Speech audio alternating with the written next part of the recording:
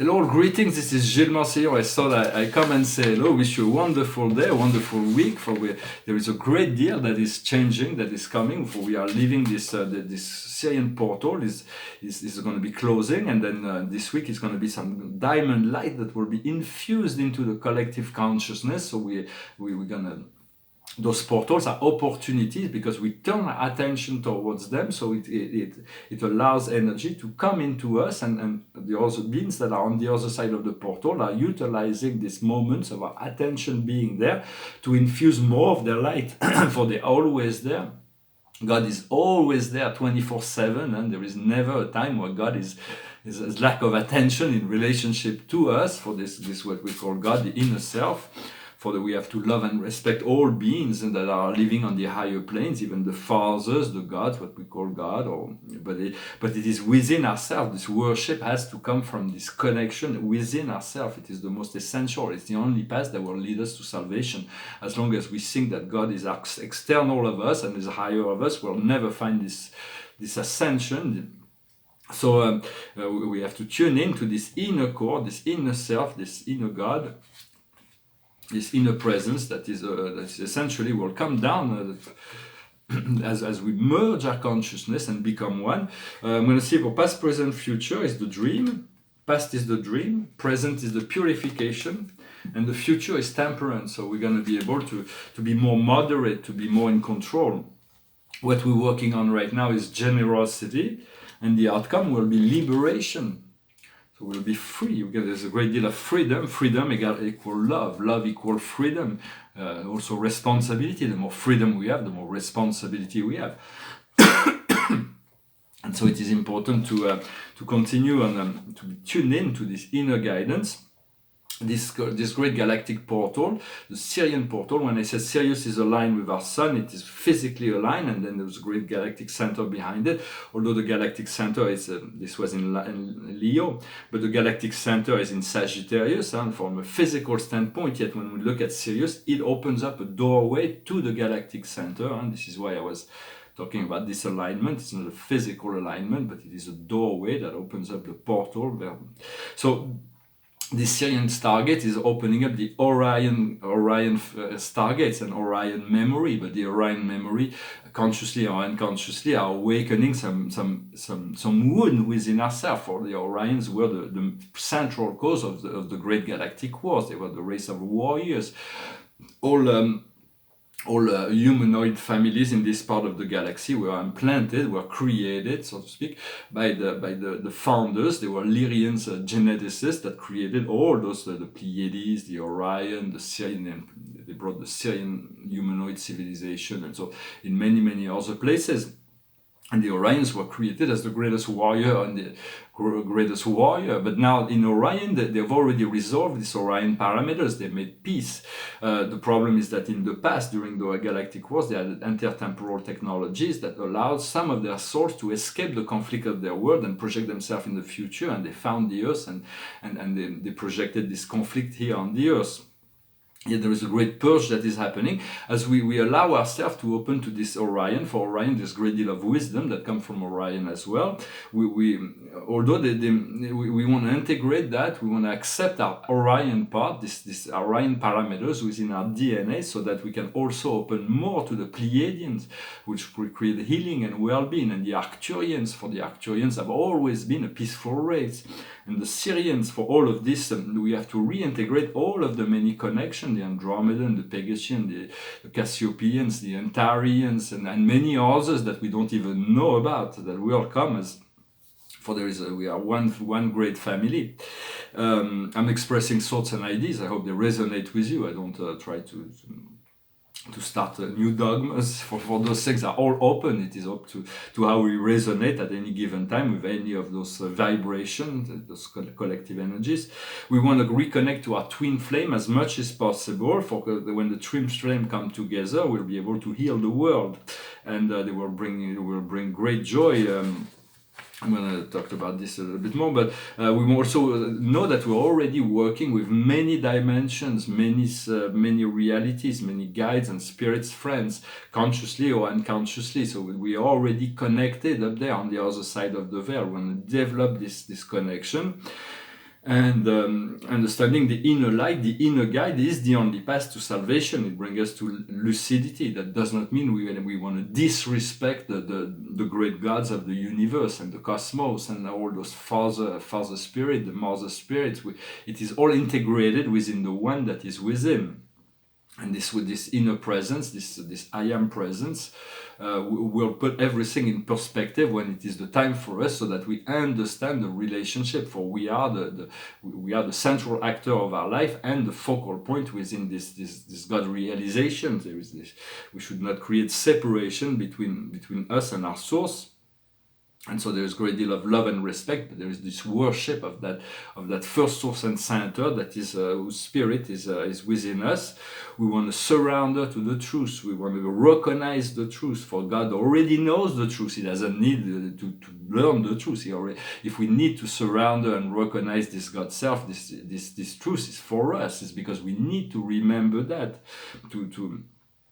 this connection was created for us. It is a partnership that we need to make happen, to allow to happen. For there is no, we have to let go of control, let go of attachment. Only love in our heart is the love and the connection to our source is needed. And even that, there is no need to be attached to the love and connection to God. It is God that is attached to us.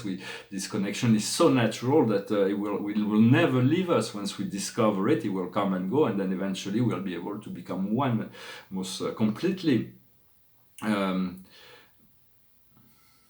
Once we fuse our light with the inner light, with the light of source, we become completely integrated. It's all about allowing. It requires no effort. It requires no change. There is a purification to clarify our consciousness, so we can take more of that divine light. But there is always more to come. So accept where you are and know this connection is already made.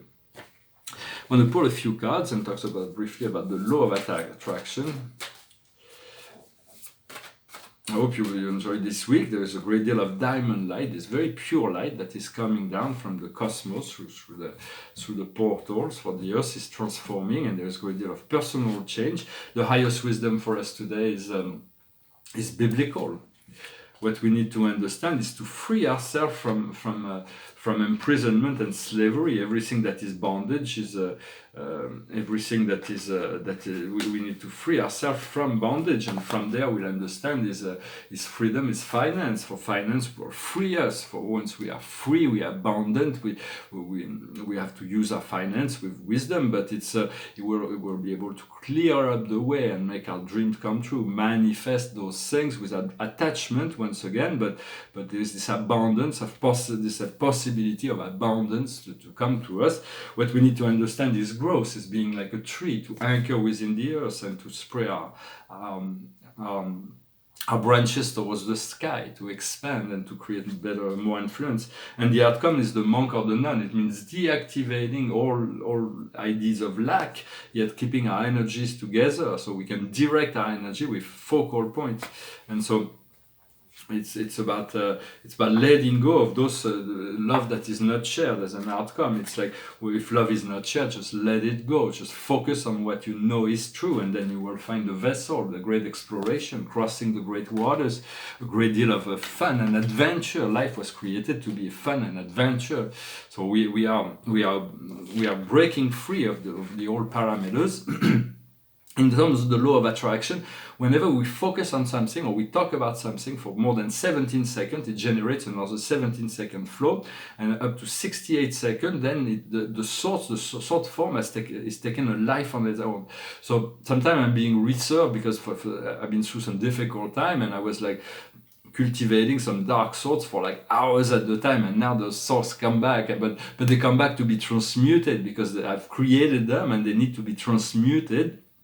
So when you have something negative or not so happy to talk about, just take it to 15 seconds. Do not let it go if possible, and then move to something positive. When it is something positive we talk about or think about, then cultivate it through gratitude, acceptation, and all those things to create over 68 seconds. So it creates it makes it alive, and then it will continue to grow on its own. And so it is important to understand when we cultivate those positive energies, we are moving to a higher timeline. We're choosing the highest passion, the highest joy. And the more general we are, the slow down, when we go general, it slows down the process. When we focus, it accelerates it. So when something negative comes through your mind, try to go general and breathe. Somebody talks about something negative, just bring it to a general moment instead of specific, because it accelerates the process. Yet when something is very positive, then you want to specify, to add details and make it specific, so it accelerates the flow. Those are just basic principles.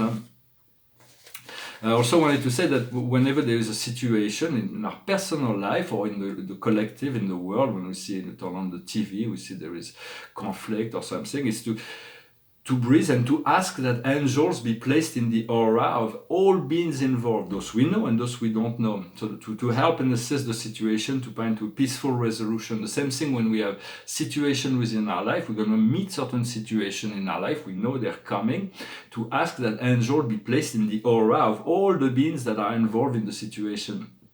To call on the angel to already be present within the aura of all the people that will be part of that situation. It will make everything more flow, for there are more angels than human beings. They are available, but they need to be asked, for that is the law. And so that will assist, or when you make a call, just ask that, or whatever call, just you can ask that an angel be on the other side in the aura of the person you're going to be calling. Sometimes it helps, because so if we're called administration, sometimes people are not really in the receptive mode, and so when by doing that, you place them in a receptive mode before you even address the problem or the situation, whatever that is. And that's the angel are always happy to assist. They always enjoy, always in concentration of the highest energy. I wanted to talk about something more down to earth. For I see that there are two subjects. First is this connected living, and then the search of extraterrestrial world or other planets to migrate to. The first is in the mid-80s, I used to have this vision, this dream of acquiring, I was living in Los Angeles, to acquire some properties and make it intelligent, connected home. But in order to create a better quality of life, to have doors that respond to thoughts. The technologies were already available, it was just a matter all kinds of things that could make life that increase it would be a decorated also, because I enjoy design with eclectic, some old and some modern furniture blended, not too many furniture. I don't like standard decoration where everything's in the same style. I find it, well, it's okay in a hotel, but otherwise I find it very boring when it's eclectic. It's got a dynamism of energy between the old and the new, and all kinds of ideas that I may implement within the future, maybe in going through architecture, maybe building something, some homes and so on. But so I already had some business plans and everything, but the world wasn't ready for this connected home form of living. And now I see that everybody wants to be connected. The difference is that those homes were connected to the idea was connected, but responding solely to the person who are living there. When the connection that they're creating now is responding partially to the person who lives there, but mainly it is the company who provides the service that is using it to spy on everything that is going on within.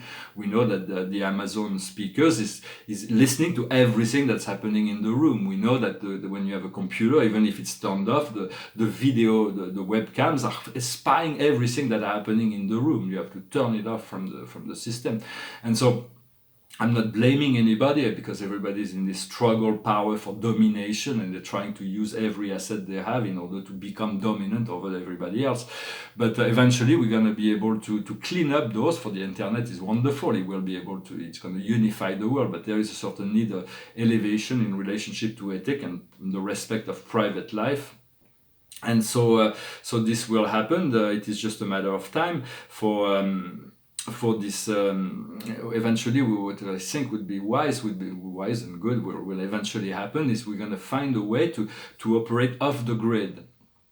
all our data will be secured and protected. It's like if we were in a safe, and no one from the outside will be able to penetrate that. Then we decide we're going to move into the grid and communicate. So we're going to bring the information we need into the grid, and from there we'll be able to communicate the data in a secured channel, so that there is not like a million spies that will be that are constantly trying to use all those. If you have really something secret, something that or confidential, do not put it in your computer, for it is already, everything is already being spied on. For it is not a criticism. Once again, I know that all those companies are doing what they can, but there is it is just the way it is. So it's not just, if you are transparent, there is nothing really to and be careful what you put online. Be positive on what you put online.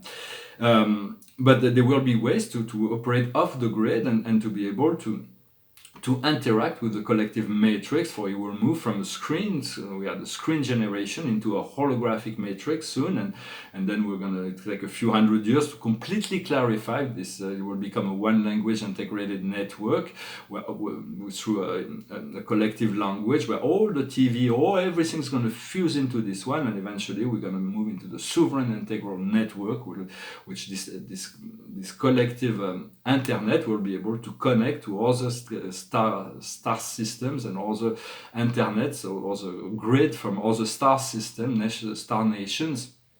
For that will come a bit later down the road, but the internet is essential to the ascension process. It is unifying the world. So of course, do not fear this spying thing. It is just there is send light and love into the whole grid. For when somebody spy on you, and you send love and light through your intention, you bring a little bit of that higher consciousness in the person, and then they become aware, and then they have second thought about what if something is doing that is not moral or not ethical. They will realize it and try to adjust it. And so that is essentially, we want to fuse the light, everything we need to anchor the light into the earth, and send our light throughout the whole world web, so that everybody becomes more aware in relationship to the responsibility that they have. Also, I'd say in terms of looking for solar globes, for humanity has been looking for this other planets, so they can feel that we're gonna finish destroying this planet, and we're gonna migrate to another planet that we're gonna be able to consume. For the Earth is not something to be consumed; it is a living being. We're gonna have to blend in, to restore, to repair, to restore, to reharmonize with all the natural flows before we are given the opportunity to experience the cosmos. For those who have looked into the telescopes or looked into those documentaries, they see that it's something far greater than anything that we can ever imagine. It is grand, it's more grandiose than anything. No matter what the scientific believe, it is only beliefs. They do not know that much. They speculate a lot about what they call the Big Bang or the black holes. And for black holes, they're not holes, they're physical things, they're dark islands of space. And then there is the massive energy center, the massive object that are placed in the center of the galaxy. They are very different in nature, but even the dead stars are not a hole. They're dark islands of space that are being placed in counterweights of living systems by the spirits in order to continue its evolution. For there will be great discoveries that will be made. For sometimes I know I have my own consciousness, and I see what's been broadcasted, and so it makes me laugh to see the ignorance they have, and they project it as the truth. But I do not blame them or judge them for that. Sometimes I used to be like, how can they say that? I know it's not true, but that's the best they can do with the given information they have. The idea is that we're looking for those globes that will be very similar to the Earth. And in my travel, I've been shown a planet that is a twin sister to the Earth. It's like an Earth globe. I know there are hundreds of them in our local space center, but this is, in fact, this one was in the Pleiades. It's about 550 light years away. For the Pleiades, it's thousands of star systems. We only see 7 of them, but it's also where the local universe is centered. Alcyon is the physical center of our local universe. But the telescope Kepler has revealed about 17 million potential planets that could be ocean and rocks, and within the Milky Way, which is 17 million potentials, and they're going to continue to discover more and more.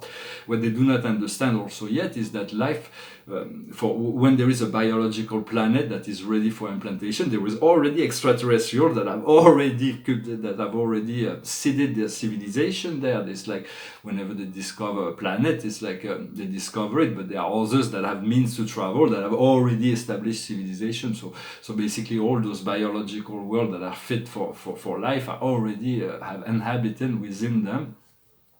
And there are other planets that are very, very different, that have civilization, that are completely on another dimension. The planets of our solar system are inhabited by civilization that are not in the physical realm, yet they have civilization. When you tune in your frequency to the frequency, the dimension of consciousness where the dominant energy is, you'll see that it's just as beautiful as the Earth, and life is even more comfortable the more the dimension of those civilizations are. So there is a great deal that we'll be learning about this planet. There is the inner Earth, this beautiful paradisical Earth at the center that's inside the Earth, and we'll discover all the civilization, like as in Venus. Venus is very advanced, a ninth dimensional civilization. They live within their planet, but there are 20 billion inhabitants. There are Jupiter, which is also a very advanced civilization. That is, there are many other planets that have civilization, but beyond the realm of the physical, the biological, that have evolved beyond this level.